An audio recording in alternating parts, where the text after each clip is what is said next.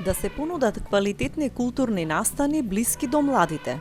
Тоа според струмичките уметници е клучот да се привлече младата публика.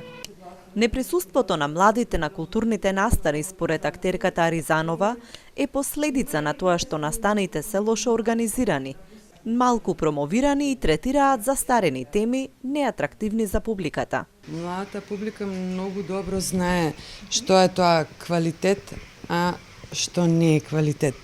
И младата публика не можеш да ја излажеш. За она другото што би требало ние да направиме?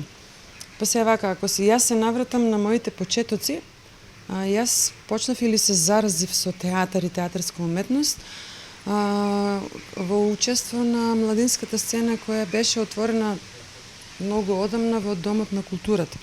Таа младинска сцена не постои. Значи, ние со години се трудиме и апелираме до надлежните, значи вратите малку да ги подотвориме за младите луѓе.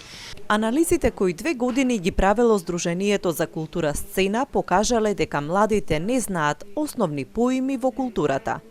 Така што, освен што се незаинтересирани, тие се и скудно информирани. Културните навики треба да ги учиме уште од мали носе.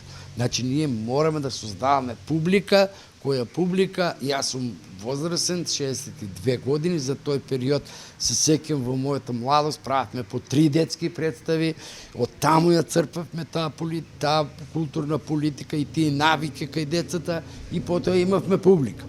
Но во последно време, значи, ми се чини дека има безброј настани, но тие настани не се доволно проследени.